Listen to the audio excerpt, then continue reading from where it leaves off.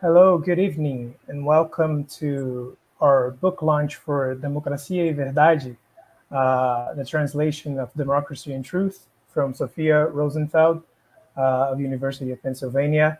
My name is Lucas. I'm going to be the mediator and moderator for this evening. I'm joined today by the director of Ateliê de Humanidades, who is launching this book translation, André Magnelli. I'm also joined by the author of the book, Sophia Rosenfeld, and by our commentators, Das Vaco, Mariana Oliveira, Igor Nascimento e Matheus Brum. Igor Nascimento e Matheus Brum também foram. Igor Nascimento e Matheus Brum were also the translators of our book. So it's my pleasure to have you all here. I'm really happy that we're doing this event. Ateliê de Humanidades has been working really hard to put out these translations of classics and contemporary works that are relevant to our current intellectual field.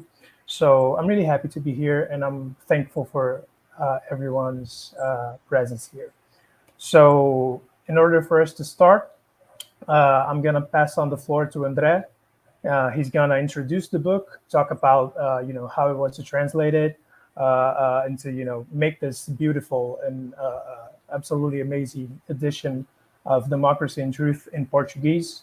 And then we're gonna, Sophia is gonna talk a little bit about the book as well, and we're gonna have our commentators and translators asking questions and talking with the author.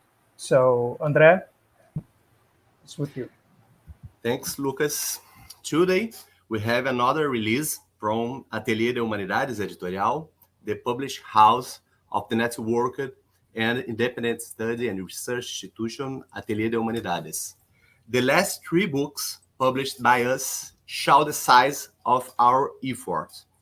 A Contra-Democracia, A Política na Era de Confiança, by Pierre Rosanvallon. Sociologia Cultural, Teoria Performance Política, by Jeffrey Alexander. And now, Democracia e Verdade, Uma Breve História, by Sophia Rosenfeld. The sequence of excellent publications will continue in the coming months with a persistent focus on our goal, which is to maintain a specialized series in philosophy and sciences, especially the humanities and social sciences, in order to contribute to the diversification of the Brazilian published market with the introduction to new authors and works, both classics and contemporaries. With this, we seek to provide books that enrich our intellectual and public debate, being guided by ideals and values such as commitment to truth, freedom of thought, intellectual probity, academic excellence, editorial care, public enlightenment, and the diffusion and translation of specialized knowledge from specialized knowledge to the non-specialized public. The fact that we have a very lean, cooperative, independent, and non-capitalized team in such an inauspicious economic, social, and political scenario gives this commitment without us weighting it a very epic feature. As the editor and reviewer of Democracia e Verdade, I am suspicious when I state the importance of this publication. But I think our conversation now will make this evident. The quality and originality of Sophia Rosenfeld's work are, in my view, undeniable, as well as the urgency of the theme in the world and in the Brazil. The publication of Democracia e Verdade em Biblioteca do Pensamento Político, alongside O Século do Populismo and the four books of Rosanvallon, now as the Tetralogy of the Mutations of Democracy, has an impressive synergy. Similarly, there is a synergy with some chapters of Jeffrey Alexander's Sociologia Cultural. These possible dialogues within our editorial will be explored a bit today, maybe, and deepened further in the text I am writing for publishing about democracy and truth. When I say this, because I want to highlight the spirit of our editorial. We do not just publish and sell books, because our major concern is to work so that they are read and well received in a qualified and cumulative way, always in the spirit of dialogue, openness to the plurality of voices in a democratic public space.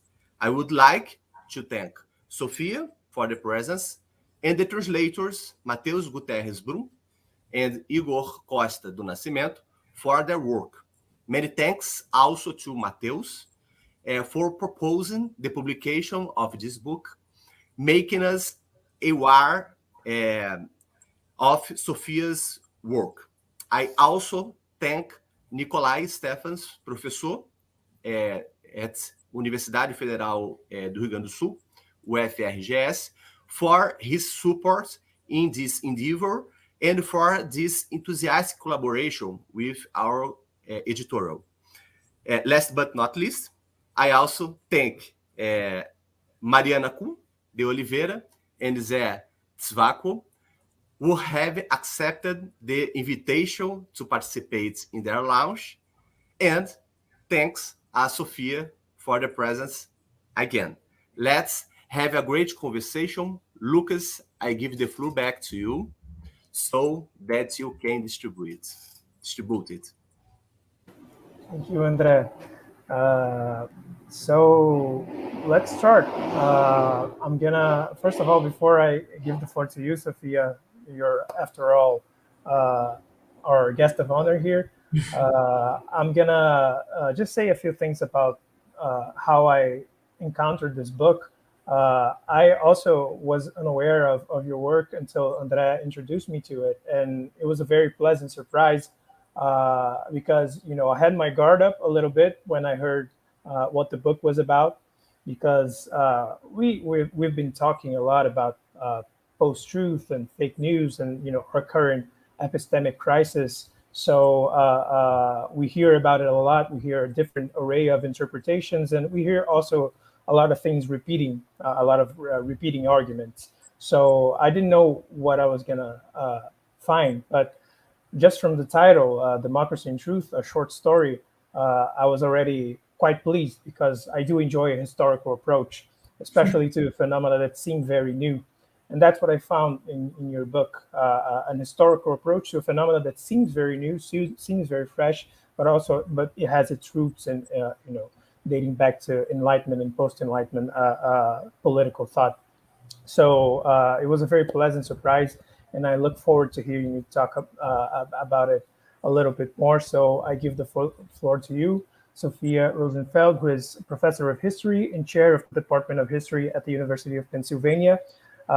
There she teaches European and American intellectual and cultural history, with a special emphasis on the Enlightenment, as well as the legacy of the 18th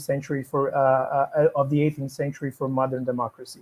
She's also the author of A Revolution in Language, The Problem of Signs in Late 18th Century France, and Common Sense, A Political History. And of course, Democracy and Truth, a short history that's coming out in Portuguese by the title Democracia e Verdade. So, Sophia, the floor is yours. Thank you very much for your presence.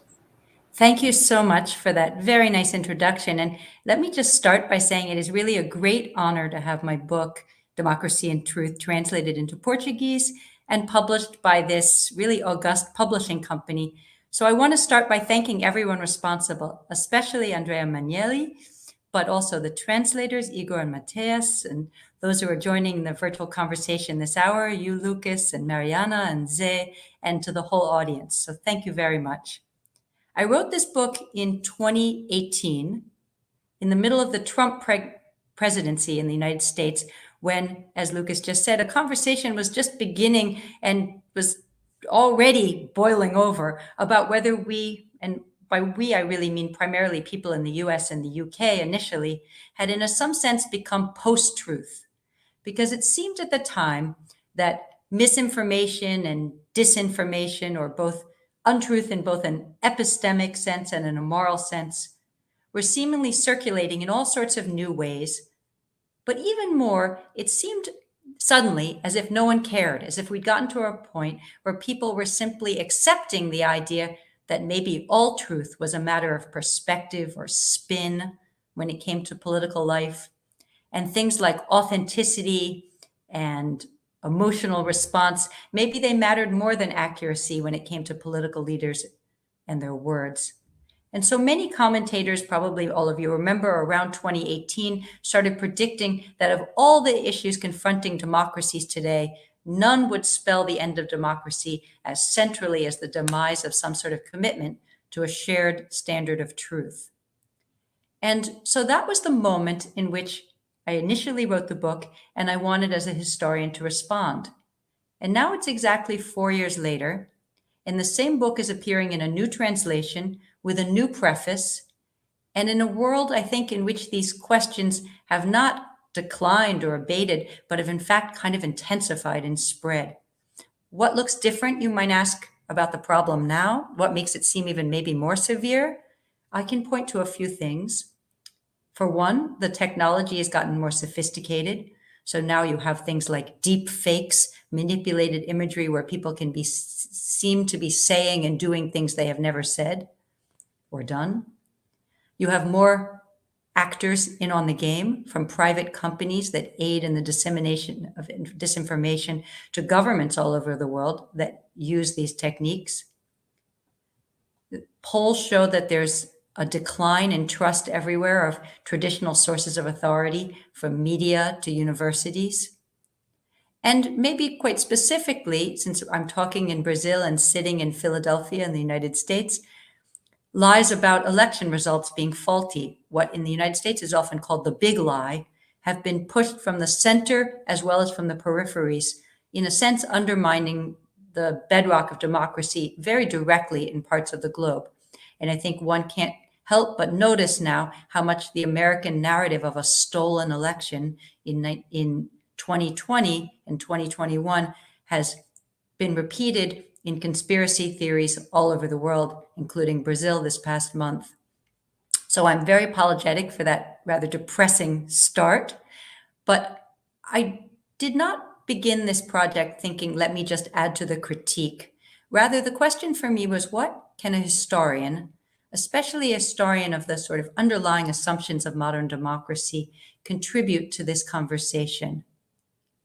And my answer was this: to know if we are really post anything, like post-truth, and even more to try to come up with any kind of solutions, we really have to know more about what came before. And for me, there were two relatively unfamiliar questions to explore. How are democracy and truth supposed to be linked, both in theory and in practice? And how and why has this kind of marriage of truth and democracy seemingly gone so awry as of late? And I decided early on that I wouldn't do what a lot of media commentators were generally doing, which is basically exploring the technology in the form of the question, what's happened just with the internet and social media to transform politics since the early 2000s? Though I do think that's an important part of the story. But I thought you had to take the story farther back, and that is way back all the way to the founding of the first modern democracies, or republics as they were then known, which occurred in the Americas and in Europe between the 18th and the 19th centuries. And what quickly became kind of obvious to me in studying this problem is that this crisis of truth, even if it were being ramped up right now, was in many ways a very old problem and in some sense intrinsic to modern democracy from the start. So you might say, why? Why does truth have a difficult time in democracies? And I would say that's because the age of revolutions took place in the shadow of the Enlightenment, when a new conception of the relationship between politics and truth, and also of the relationship between people and expertise, though the word expert or expertise doesn't exist until later, both came into being. So central to the political discussion in all of the new states that are formed starting in the late 18th century in North America, in France, in Haiti, for example, was the idea that politics in this new form would have a new relationship to truth. Whereas in the past, dissimulation and cunning had been the stuff of monarchies, secrecy. Now, truth, along with sincerity and transparency, would be the hallmarks of the new. But also in contrast to monarchies and even theocracies, there would be no one source of truth, no one single authority, no one method, or even one doctrine. Instead, truth, and I'm referring here mainly to what I would call factual truth and a few basic moral truths, but not logical ones like 2 + 2 = 4. The truths that matter to politics, which are mainly factual truths, would be undogmatic, revisable over time, and something that emerged through a kind of loose process of lots of different kinds of people working in concert or even maybe in opposition until some kind of loose consensus about some basic ideas could be agreed upon. Today, sometimes this gets called public knowledge. We might also call it democratic truth. And how would this truth make itself known without any central authority, without one king or one particular body or caste to pronounce what's truth? Well, almost mystically, according to early theorists, based on just a few principles. One was some basic trust in others, the idea that most people would be telling the truth most of the time. Another was plain speech, the idea that we would speak a common idiom that wasn't too technical or fancy so we could understand each other across our divides. And yet another, the only one that ends up being enshrined in the laws of early democracies, was free speech, the idea that everybody could say what they wanted to say so that all ideas were on the table for debate. And finally, based on these very loose ideas, there would be some kind of regular back and forth between experts, what we might call knowledge elites, who are often also social elites on the one hand, and ordinary people on the other.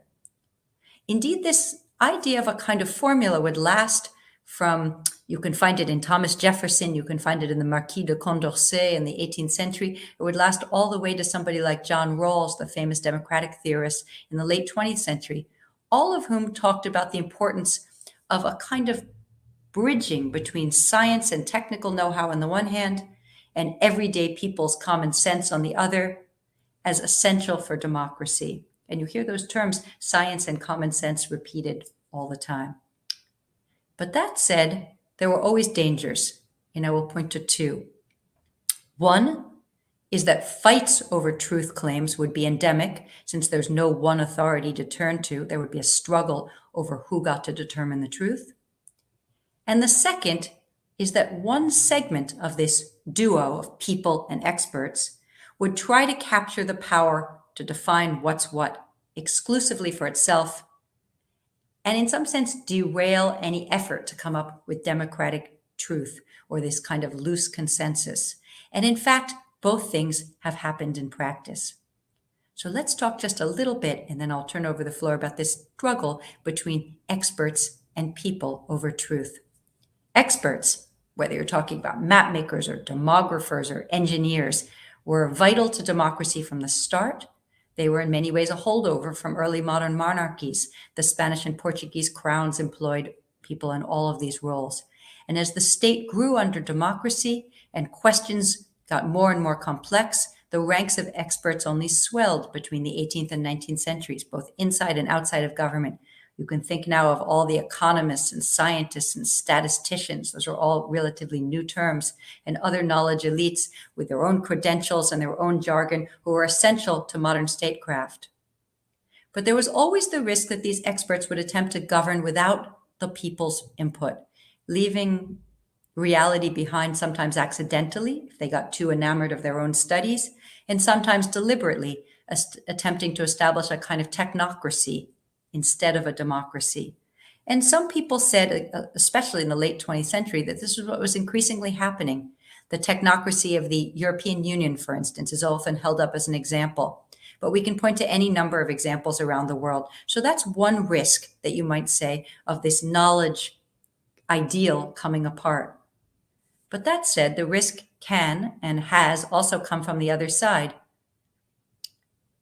In the positive sense, ordinary people and their ways of knowing are, of course, essential to democratic knowledge production. The EU, for example, needs to know what everyday fishermen know and believe in order to make effective fishing policies or environmental policies. Technocrats alone cannot accomplish that kind of effective policy making. And moreover, local ways of knowing, often stemming from marginal populations, have been vital to all modern civil rights movements, from the women's movement to Black liberation struggles. But here too, claims to truth not from studies or rational analysis, but rather exclusively from common sense or experience or instinct or even faith, can be dangerous when they are in fact exclusive and say we don't need to know anything further. And then we end up with populism, a populism that often is fueled by a very specific narrative. And that narrative goes something like this: the true people or the real people know better. But today they're not being respected, hence the terrible state of the world. But if the true people were to throw over the experts and maybe also throw over their foreign, I'll put that in quotes, allies, who might be Jews or people of color or some other outgroup, and if these real people were to regain their authority again, and that authority being both epistemic and moral, life would improve and society would return to old moral certainties and know-how. In fact, the whole give and take of politics might not even be necessary anymore. In some sense, it's the technocratic dream, just inverted. And as I see it, both tendencies to hijack the truth, technocratic and bureaucratic on the one hand, and populist and conspiratorial on the other, have been building steadily, just as Max Weber imagined they would just about 100 years ago, until we get to the present moment.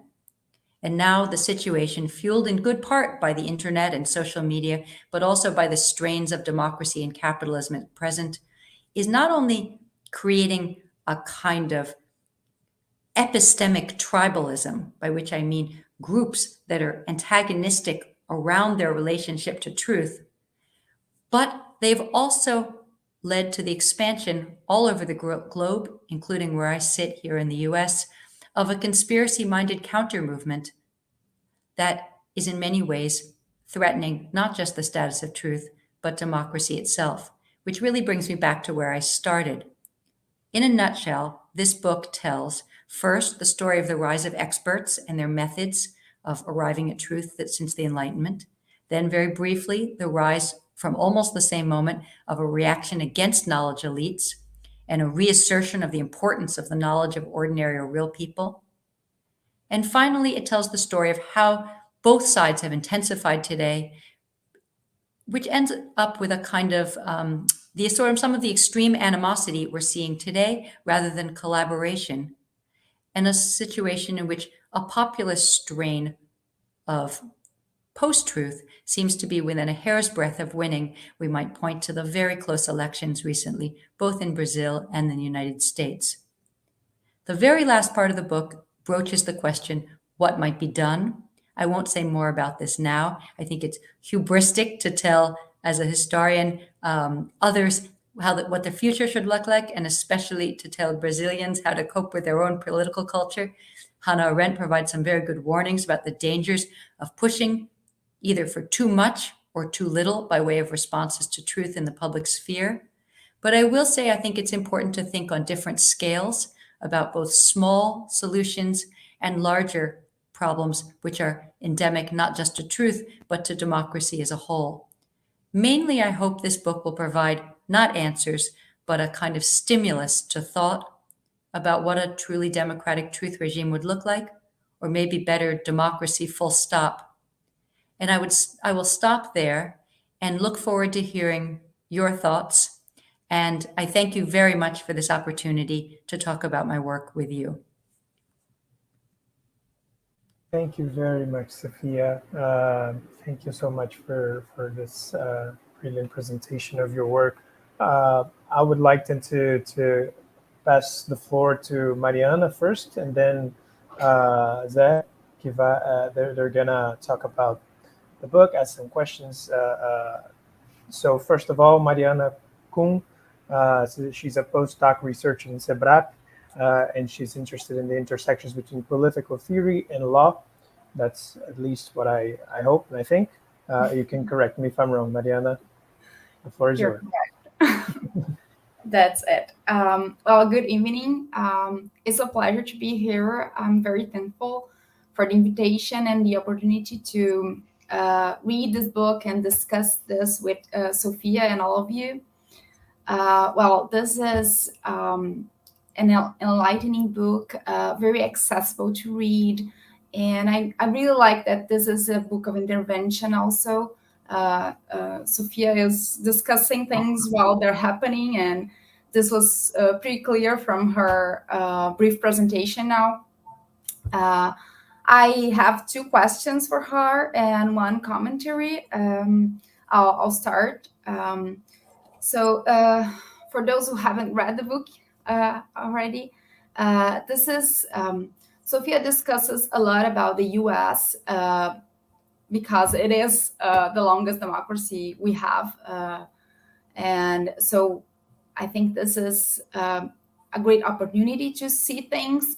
But I was also wondering, as we don't have much else to compare, we can compare with the world during specific periods, but we don't have another democracy that goes through so many years being a democracy, right? And I was thinking about what is the specificities of the US and the general tendencies of all democracies. I don't see much, some of the things that you describe about the US in Brazil, but that doesn't mean also that this is not a general tendency, but how Brazil fits in this. So how you think this, what do you see as more general tendencies and that we can use for thinking our democracies? So this is my first question. If it's not clear, let me know later and I'll try and improve it. The second question is about the difference between populism and fascism. That wasn't very clear to me in the book. You discussed this very briefly, if I got it correctly, by the end of the chapter 3. In the version I have, it's pages 175 and 6. And I was under the impression in my reading that the difference for you was of degree. We have populism and we go in the same line and we get to fascism. But of course, they do have things in common. They have a charismatic leader or popular leader. And we have a connection. We have lies in both. I agree with that. But I was thinking that maybe it's a different kind of lies. I'm not sure if this is it, but I tend to think like this. It seems that in populism or even normal politicians, they lie and they bend the truth. They not always, you can say they are lying, but they are not really telling the truth. But in fascism, it seems like they hack into our truth system, and we cannot conceive. Like in populism, he's lying because he wants the people to do this and vote for him, and we understand that. But in fascism, it's just it's nonsense in a way, and maybe the difference is not of degree, but it's another sort of thing.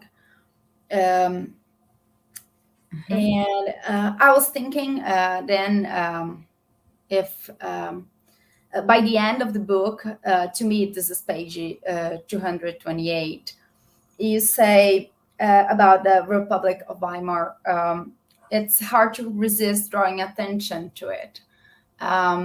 And I was thinking maybe we should not resist and really look into Weimar and know what happened there and how lies worked there and what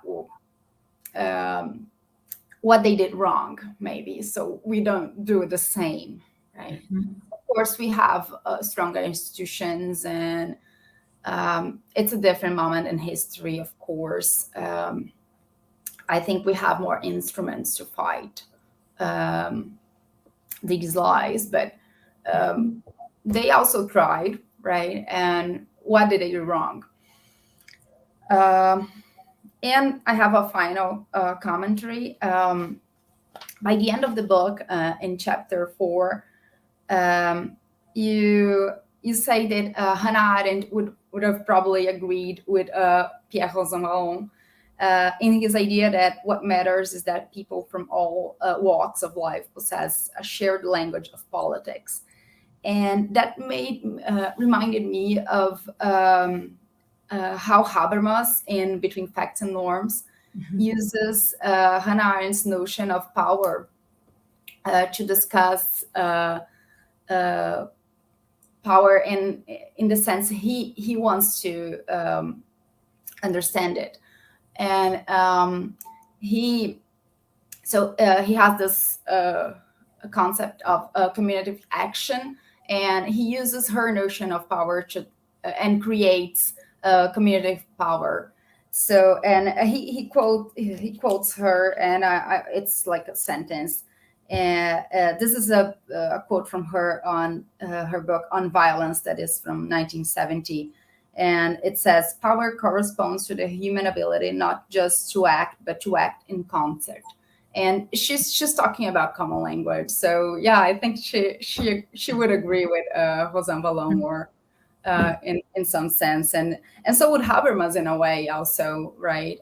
With his theory, of course, in a different way, but I think this is a way to go.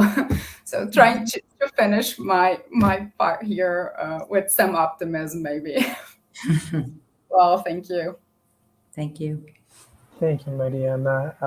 So I'm going to pass on the floor to Zé Paco, so we can ask these questions, and then Sophia, you can respond as you wish. Bom, obrigado, Lucas. Obrigado, prazer, Mariana. Obrigado, Sofia. Eu vou falar em português, porque eu estou pensando aqui que talvez seja mais simples alguém traduzir. Bom, eu vou começar pelo fim do livro da Sofia, né? Que ela se pergunta assim, what has to be done? Né? O que a gente pode fazer? Eu acho que o livro ele tem uma boa qualidade, que ele reformula os termos dessa pergunta. Então, ele não responde o que a gente vai fazer. Mas ele está reimaginando a gênese do problema da relação entre verdade e democracia. Então, acho que isso já é importante a gente pensar, que a gente não tem soluções adequadas hoje para populismo, fake news, negacionismo, enquanto a gente não estiver refazendo as perguntas, não é as respostas, não é as soluções. E eu acho que por isso que o livro da Sofia é muito bom, porque ela está recontando uma história. Mas o segundo ponto então, como que ela responde? Ela tem essa história, né? Ali dá um pouco da gênese da modernidade política, né? Então, um pouco pré-revolucionário e pós-revolucionário, como que essas nações elas se estabelecem e depois viram repúblicas democráticas, né? Então, dizendo assim, a relação entre verdade, poder e democracia sempre teve aí, né? O que poderia levar ela a um cacuete, né? A uma mania de historiador, que é assim, nada de novo sobre o sol. tudo isso sempre já aconteceu. E ela não faz isso. Então, esse é um outro ponto muito interessante, né? Então, vai mostrando como, sim, sempre teve, acho que o argumento mais fino, né? Sempre teve a tensão, e aqui é importante que seja a palavra tensão, entre experts e vox populi. Sempre houve isso, né? Na construção das democracias.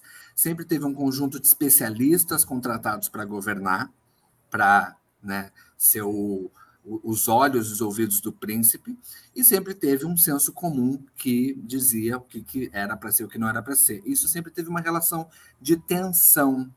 Acho que o que caracteriza um pouco o nosso presente, com internet, plataformas, redes sociais, tudo isso, é a oposição completa. Então, o que deixa de ser uma tensão vira uma oposição pura e simples, né? E aí que entra o papel do populismo. Esse é o jeito que eu li o livro, tá? Então, pode ser que esse não seja o ponto central. Então, quer dizer, ela não responde sempre foi assim. Eu acho isso é legal.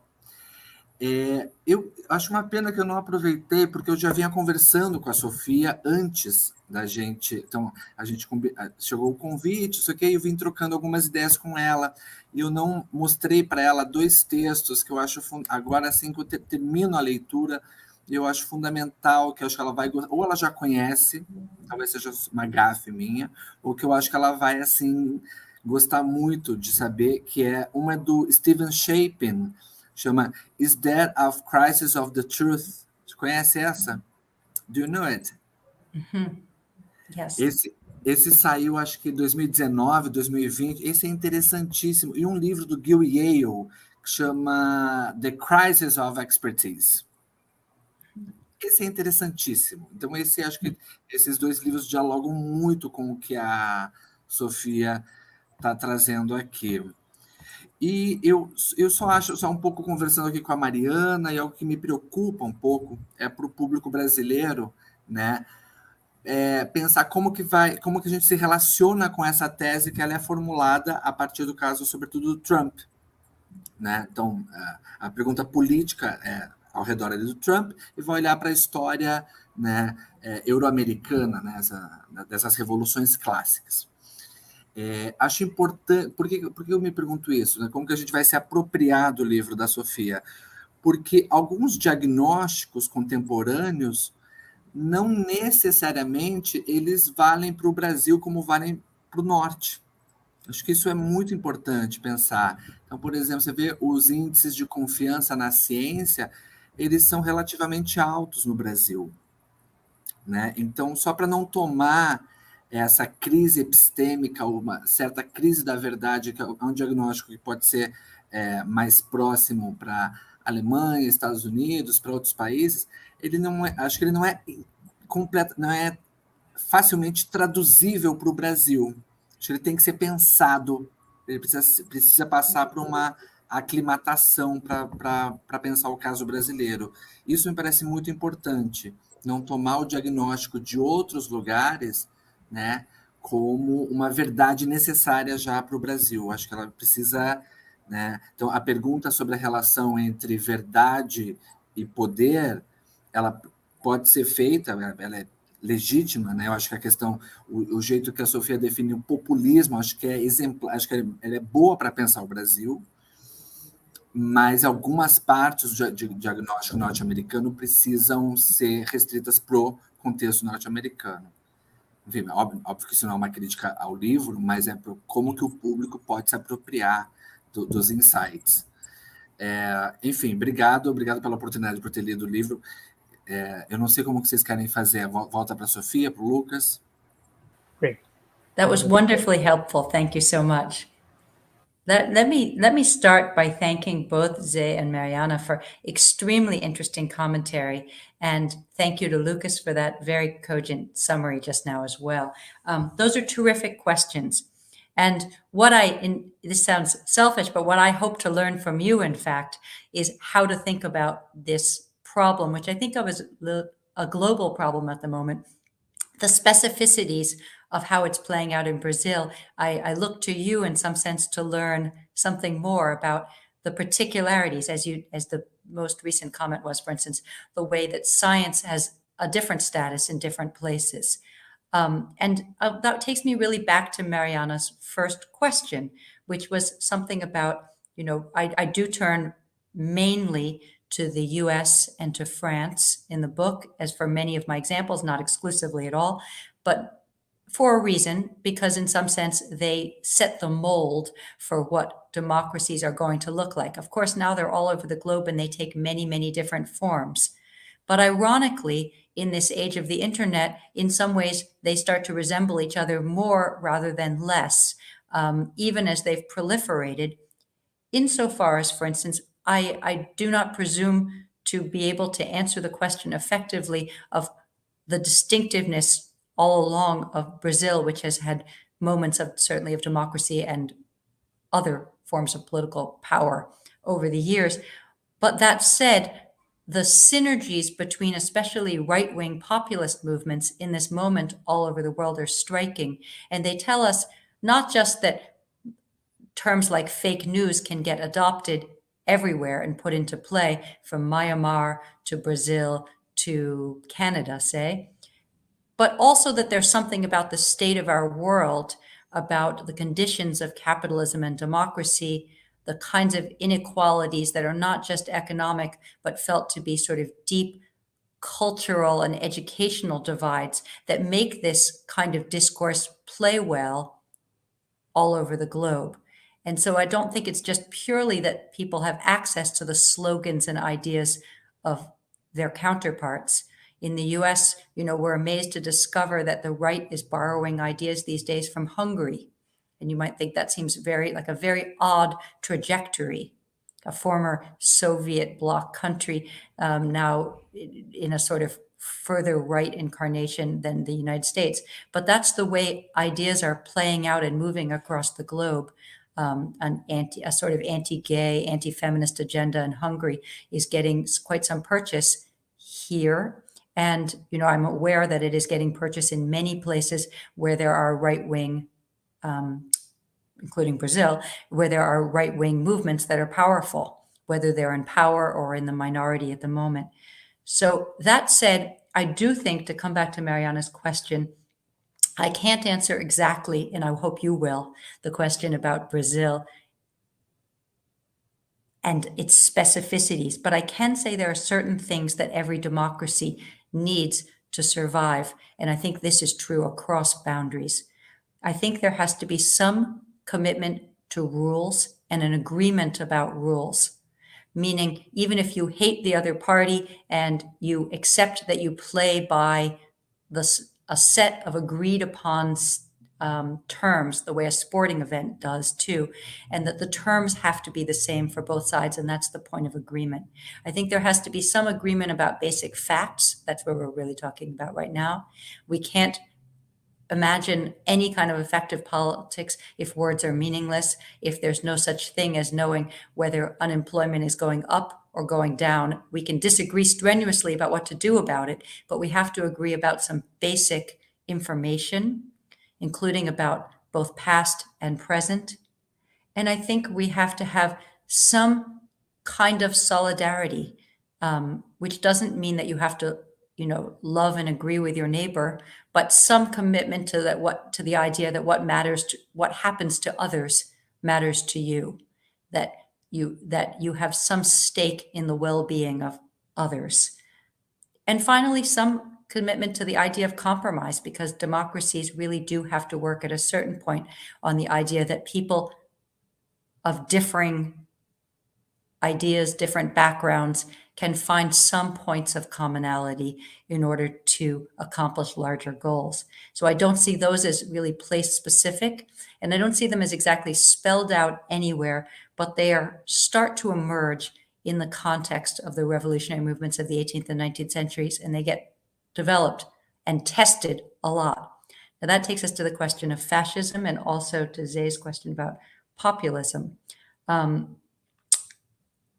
I think one of the questions, a really important one, is populism just another name for fascism?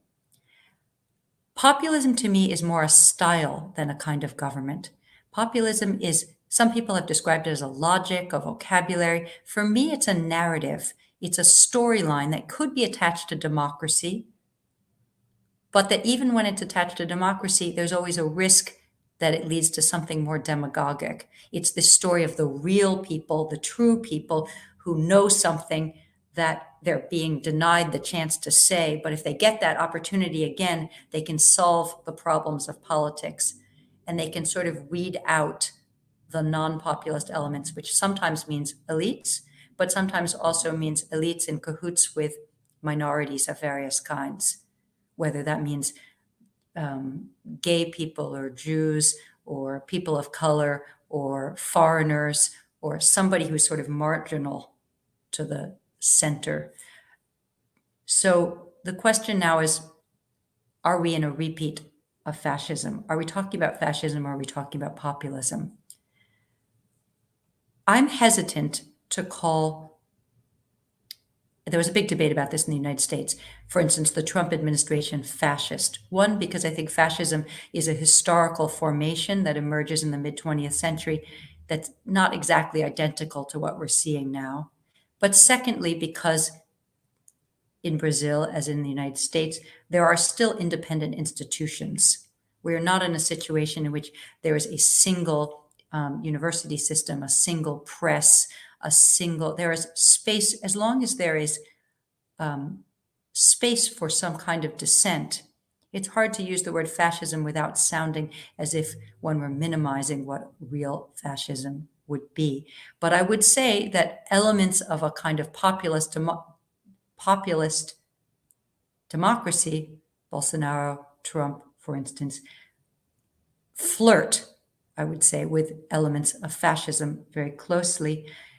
Fascism, as Arendt describes it, is a world in which everything is a lie, that there's really no space for truth at all. I don't think we're at that point. I think there are plenty of people, we're having this conversation right now, is an example of, the ways one can talk about truth, one can present truth in the face of power. When one arrives in a really fascist state, I think that becomes hard to imagine. Russia at the moment, for instance, has very little civil society, very little space for dissent. I don't know if I would exactly call it fascist, but it certainly constitutes something else on a continuum in terms of the possibility of truth at least still being contested. For all the lies, for all the conspiracy theories, India, else I'm thinking of other large democracies, there is a space for that struggle still. I'll say one further thing, which is that something that's a little different from fascism, and this I think applies to, you see in the example of both Bolsonaro and Trump's handling of COVID, is a slightly libertarian strain alongside an authoritarian strain. So the sort of libertarianism about refusing, for instance, to create lockdowns or vast public health measures, or refusing to tell businesses how to operate, is an odd kind of twist, in a way, on traditional fascism. So I'm a little hesitant to sort of plop an idea from one period into another. What I do think Zé really hits on correctly is this idea that politics is always a messy business, that the tension between experts and the vox populi is a standard and actually welcome part of democratic governance. It allows us to have pluralist societies. But if those become fully oppositional, one risks either a kind of political stalemate, or worse, one risks something more like a civil war, or the possibility of a real authoritarian leader simply shutting down the opposition and taking over, because there has to be some level of both tension and collaboration, I think, for a democracy to work. And I will stop talking there. And what I do hope to hear from others is some real sense of exactly whether this book and the things that I'm saying make sense or not in the context of Brazil, past or present, and where they don't. So thank you very much for those terrific comments and questions. Thank you very much for your generous response, Sophia. So let's do this. I'll hand over the floor to Igor and Matheus, whoever wants to ask a question first, and then we can start our conversation. Who wants to go first? Igor, Matheus? Quer começar, bonitão? First of all, thank you very much, Sophia, and thanks to our other guests. And also, your book is really, really well written. It was sort of a difficult step for me and Matheus to translate it sometimes, because it is really it's really nice to read. It has a certain cadence in English that is hard to translate sometimes. But we did our best. Let's hope so, at least. And I would like to make two brief comments. First of all, and I think it goes in the direction of your answer to Mariana, it's about how you mention in your books, in the first chapter, and I believe the third chapter as well, that the populist leader, he does not say things plainly, he suggests. He says, I heard that, I think that, someone told me that. And I think that's a really interesting mark, especially if we compare Bolsonaro and Donald Trump. I believe both of them are guilty of this. And I also think that the fascists would not need to do so. The fascists could straight up use the institutions in order to create new realms of truth, or what he would intend to be truth. And I think this distinction is important. The idea that while an honest politician would try to speak, try to reach the other through dialogue, the populist would try to go around the corner, per se. And the other thing that is in connection with this is how your book, while being a history book, a really good history of thought, it is also in constant dialogue with philosophy, art, and political theory itself. And this is important because the book ends on this kind of message that we should all together, different fields of thought should come together and try to grapple our current problems. The idea of dialogue between different fields of interpretation. This is all to ask you to please comment briefly, but please comment about the ending thought of the book, that truth and democracy both should be construed somehow. Each in their own way, but still there is something should be constructed here on the grounds of common speaking, common dialogue, and so on. Thank you. Should I go ahead, or should we? What do you prefer? You decide. Okay, Matheus, do you want to go? I think Sophia can answer here, and then I make a question. Okay, Sophia. Okay.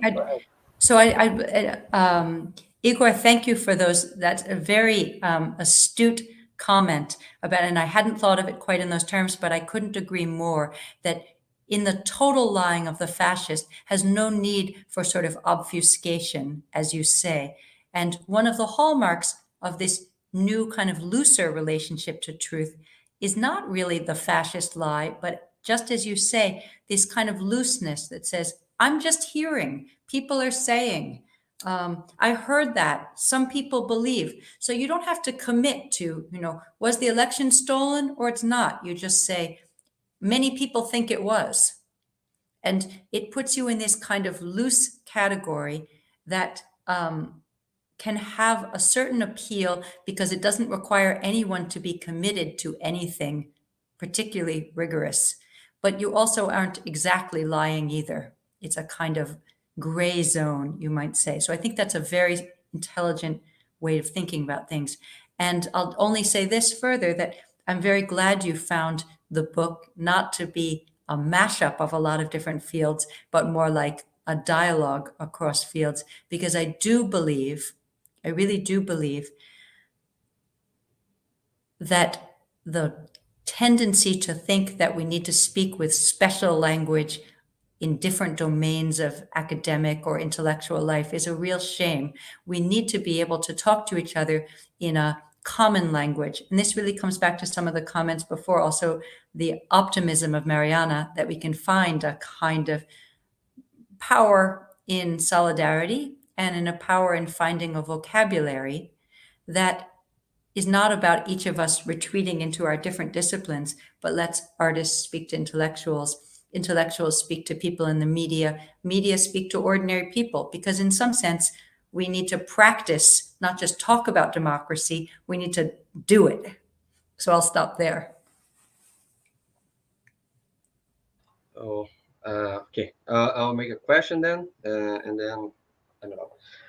Just start saying that I think you're put out pretty much what I think about translating a book.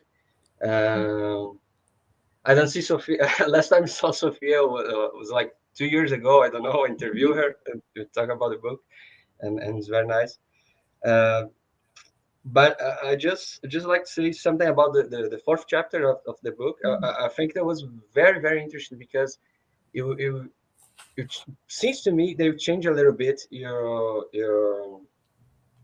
writing style. Become something a little bit more. I don't want to say loose, but anyway, not so academic. I get the impression. The words they use and everything else, the rhythm kind of changed. So and I think that get along with the proposal of the chapter. Is not this very. It's more like you thinking about what a proposal, etc. So I think that very, very interesting, and I hope that I keep something of that in the translation. I hope that. But so I have three questions basically, and one of them is not kind of question. It's more about the specifics of Brazil. When Zé say that in Brazil we trust more in science, and we have this type of statistic and everything else, I think is a little bit misleading. I don't know if we trust more in science. I think we don't know what science is in general. I think here we have this problem also. I think if we have an epistemic crisis here, there will be something good, But I don't think we have that. I don't think most part of people know what science is in general. We have a huge problem here with food insecurity. We have a very small part of population goes to college, etc., and more people giving up on the formal schools and everything else. So I don't think we have an epistemic crisis here because we don't get there yet. But I'd say that the other thing, and in your back you say that the populists play with this idea of the people against a certain elite. But normally the populist is part of the elite itself. The Trump case, Bolsonaro, I think is a little bit hard to say, but he's part of a political elite, a politician at least. So this is one of the things, and I think I'll make the other question later. Let's see. Okay. No, Matheus, thank you so much for that. And yes, I mean, that is you just put your finger, I think, on the most important thing you can say about populists, which is that they attack elites, but it doesn't mean that they are sociologically not part of the elite themselves. And that's why I really think of it much more as a style or a way of talking than an actual politics. So a populist can have often, say, economic ideas that end up benefiting elites rather than ordinary people. But if it's couched in the language of being for the people, I would call it populist. So yes, you often have populists can be ordinary, everyday people, but they're often encouraged by somebody who is a part of the elite, who promises to kind of incarnate their wishes and desires and speaks of that relationship. And that's why populism always, I think, runs the risk a little bit of demagoguery. But it's absolutely the case that this isn't really a class politics in the sense of the rich versus the poor. It's a part of the rich allied with part of the poor against another part of the rich and another part of the poor. I mean, in many cases. The very particular, yes, and the other point I think that you make is very important, is that all of this will play out differently depending on the education levels within different countries. And also probably, you've pointed out to food insecurity, degrees of poverty. So I think that's a very important point to keep in mind too, that there's a kind of the populism sits uncomfortably on top of economic realities and the realities of educational disparity. In the US, for instance, it was always thought that one party would be the party more of the rich and one party more of the poor. In fact, in the last election, what divided the population was really not income level. It was hard to predict how people voted based on income level. But when you looked at educational data and geography, it was quite easy to guess in general which counties, maybe not to the person, but which counties or regions would go which way politically. And that tells us that it's less a question today, this populist rhetoric always of pocketbooks, but just as often a question of sort of cultural identifications and sense of who speaks for them and whose truth is being told. And I would think that that was more the case probably, and I wish you'll tell me perhaps whether that's the case in Brazil as well. Can I go on, Lucas? Please. All right. So I think in here Bolsonaro is much more appealing to lower classes and with lower income and lower education, therefore, than more elites or graduates, undergraduates, people that have more access to education in general. But there's another thing that you say right now that well, you can predict a little bit of who's going to vote, not based on income, but based on educational levels and geography. And I think that's interesting because it seems to me that the populist, he reads better sociological, at least the society has a better reading, better sociological reading than any academic. I mean, because one of the things that I'd say in the book, and I want to make that question too, is that I have a lot of academics that say that postmodernist literature and philosophy, etc., could be the cause of this whole thing with the truth now. This I don't care about truth. I think this whole epistemic crisis, and that has something to do with postmodernists, Foucault. I don't know. And you say the book that no, this doesn't make any sense. I mean, society. if you go to a bakery, the baker don't know who Foucault is. You know, right?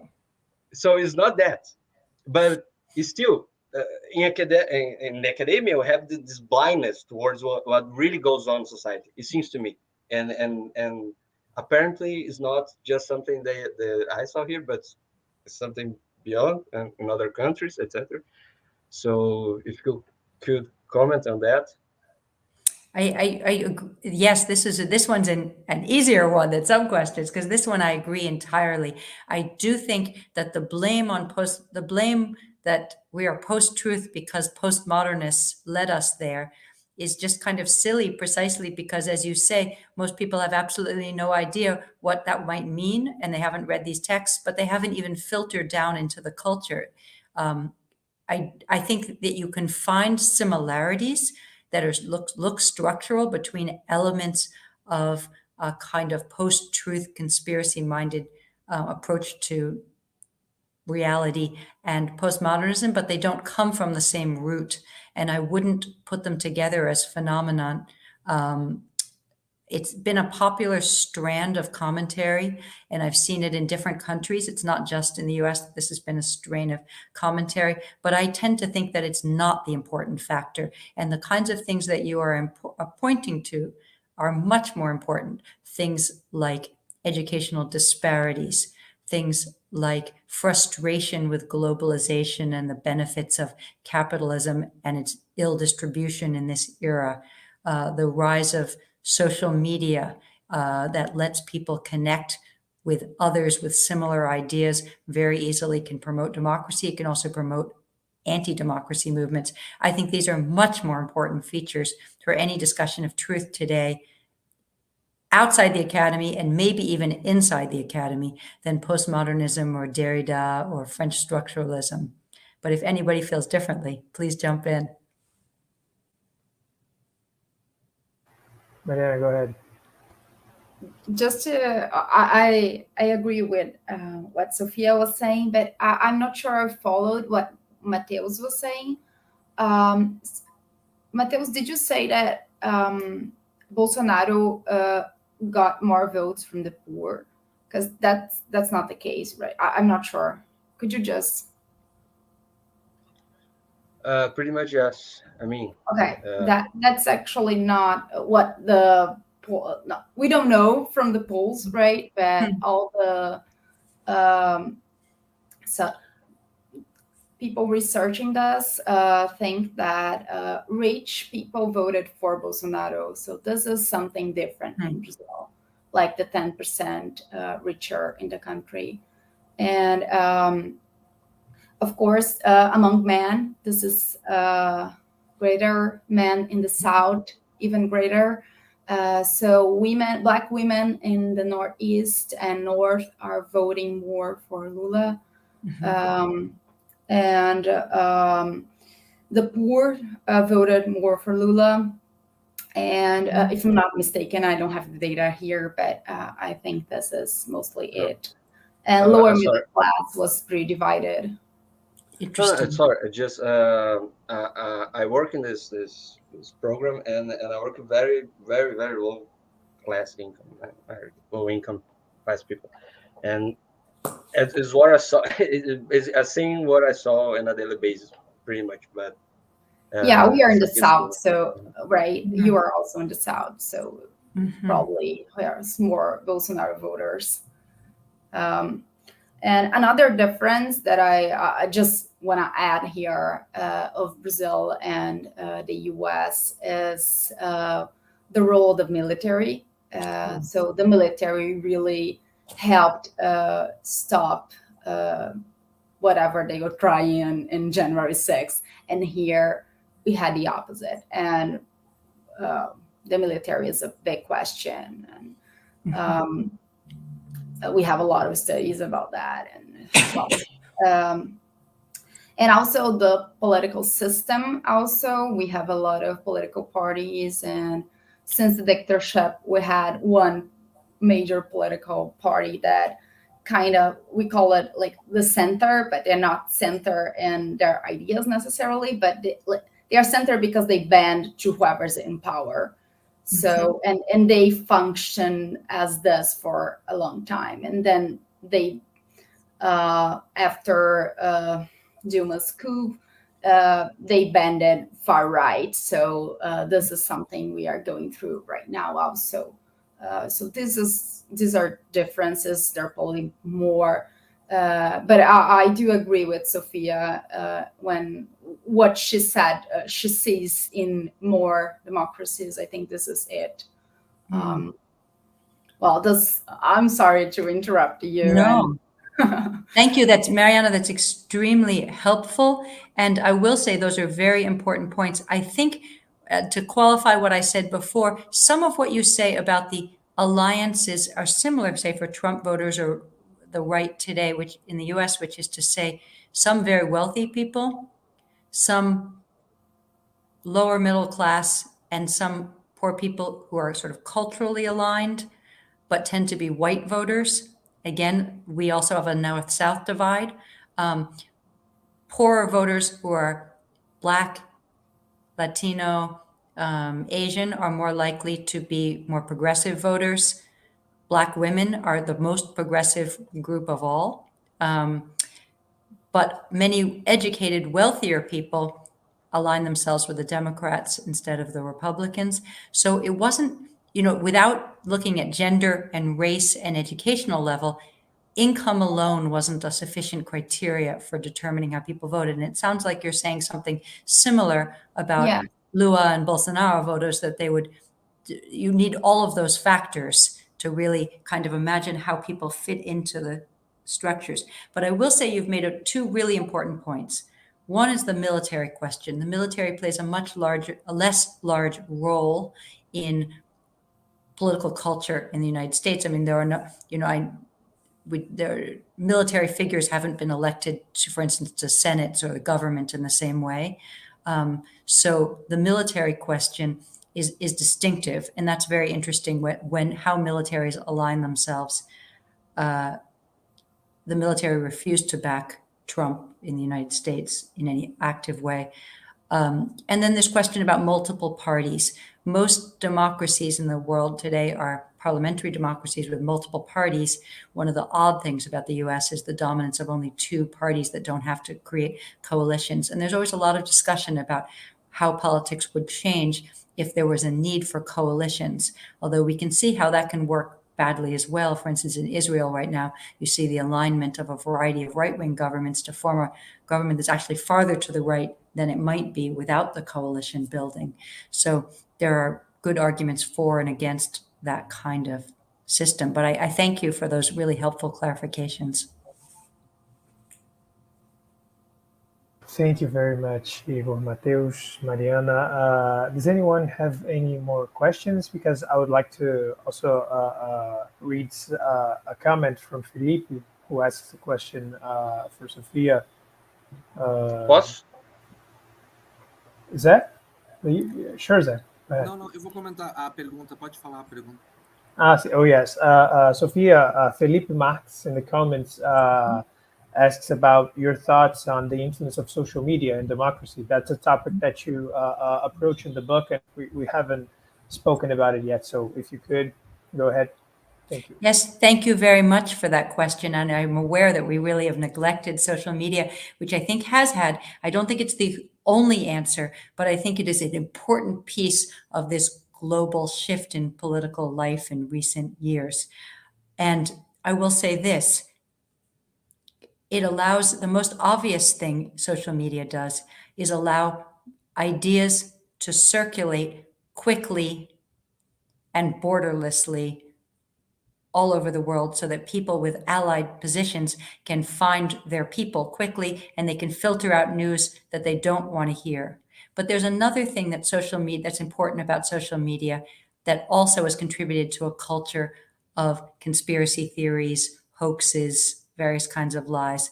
And that's the fact that the traditional vetting mechanisms that are in place, for instance, with a publisher, we're talking about a publisher right now, things that get read at every level, vetted, bought by libraries, bought by bookstores.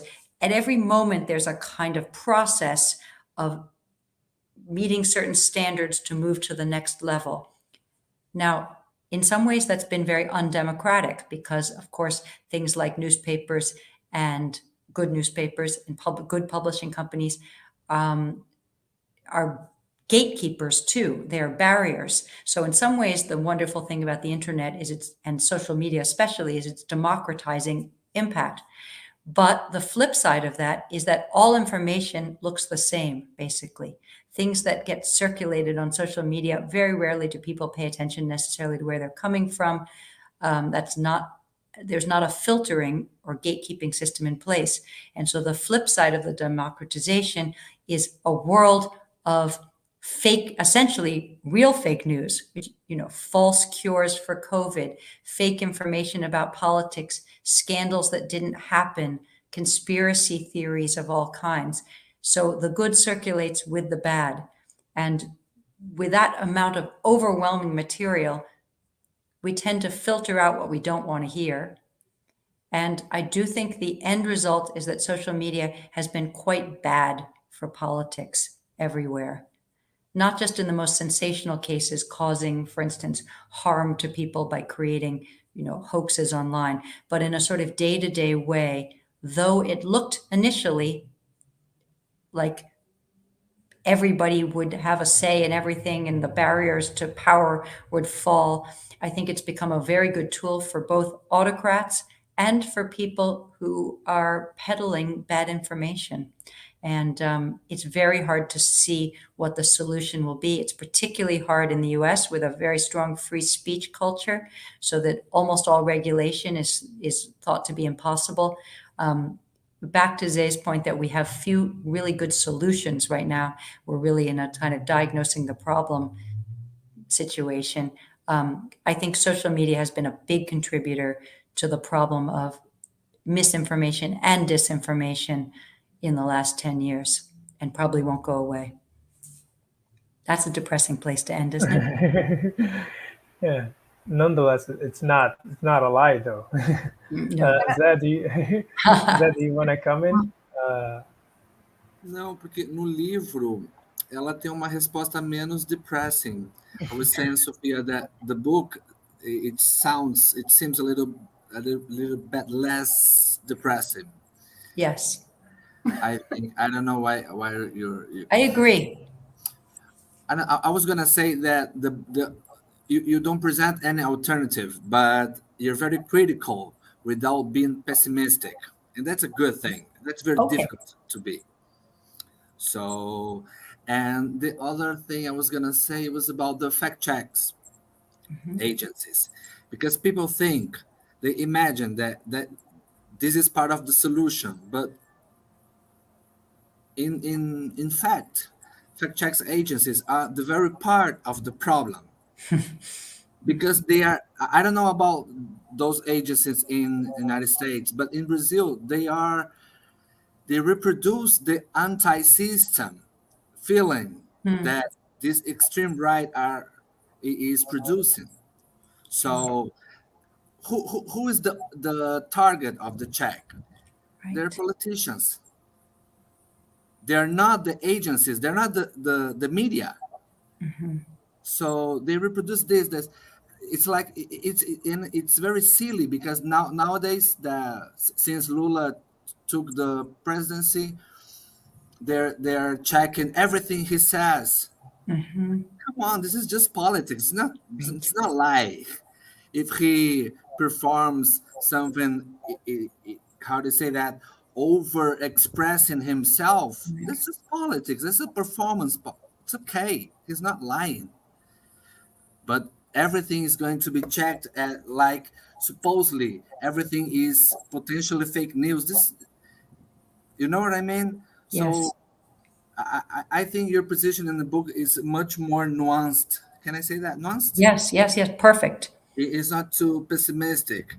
And I think people are very naive about both the academic and left and analysts. They are producing in Brazil a kind of panic, like everything is in crisis, truth is in crisis, we are in crisis. Like nobody believes in institutions. It's like, come on, let's wait. Let's compare a little bit more. Let's take a breath. And in the other side, when we are watching, when we're looking abroad for America, for, I don't know, looking at the German examples, Italian examples, they have real denial movements, strong movements in civil society. Yes. They're not like, I mean, we have this kind of attacks in Brazil against science, against politics. Okay, we have, but I don't think it's all the same. And I enjoyed the book because you don't do that. You don't expect that everything is going to be answered by your diagnosis. Sorry, I appreciate that very much, and I'm glad that's the way it seems, because that, in fact, was my goal, was not to say this is the worst thing that's ever happened and we're all doomed immediately, but just to simply lay out the particular conditions of the present and how we got there. And I do think it's useful to ask, how did we get there? And to respect the ways there are synergies and the ways there are also differences in different places at different moments. I think that's very important. And I must say that you sound like a good disciple of Hannah Arendt, who agreed with you entirely that the greatest danger in politics was one or the other, to give way entirely to lying, which is to accept fascism, or on the other hand, to insist on a kind of absolute truth, which he thought, led you straight to the French Revolutionary Terror, that politics was the realm of persuasion, of spin, of sort of, it wasn't a realm entirely made up of facts. And I think she's very important for pointing out those dangers. But mainly, I really want to say that these are ongoing questions. I hope I'll have another chance to think about them again in a few years. And I'm really grateful to the audience and especially to these terrific commentators for what I think of as a really thoughtful set of questions about a problem that we're all just basically trying to wrap our minds around because it's happening before us and around us and in front of us.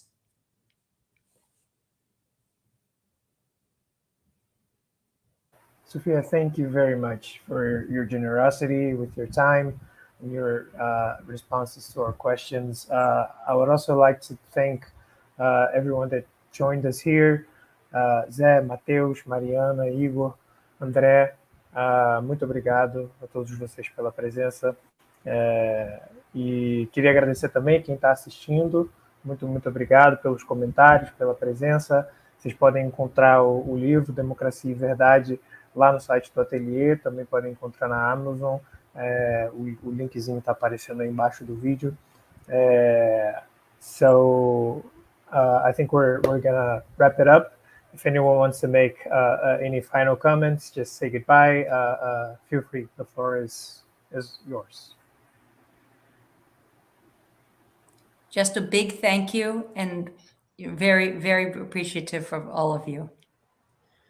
I just want to thank Sophia for being so receptive since the start, since I sent an email inviting her for an interview, and just say that it was a very good thing to me start translating a book, because I was just in this very low moment of my life. So translating a book was something that gave me a little bit of focus and a good thing. So thank you, Sophia. Thank you. I'm amazed you could do this, and very appreciative. Well, thank you all for the debate, and thank you, Sophia, for being here. It was a pleasure. Likewise. And again, my apologies for my, my inability to operate in Portuguese. But it was wonderful listening, and so thank you so much. And okay. I would also like to briefly thank Sophia, and also in public I would like to thank André and the Ateliê de Humanidades for giving us the opportunity to publish the book. And a special thanks also to Matheus, who invited me to the translation and strengthened our friendship through it. So thanks to everyone. This was an amazing evening, especially, again, Sophia and Matheus. Thank you. Ok, bonitão, né? Okay. Como eles se falam. Matheus, quer falar uma coisa? Não, só agradecer mesmo. Thank you all. Muito obrigado, Matheus, Mariana, Igor, Zé Spaco. Muito obrigado pela presença, pela aceitação do convite. Muito obrigado, Lucas, por esse trabalho juntos aí, essa mediação brilhante. And thank you very much, Sophia, for your presence, for your kindness, for the dialogue. Obrigado. Very good. That's the best I could do. Let's keep in touch. Okay, I would be very grateful for that. So thank you all. Good night.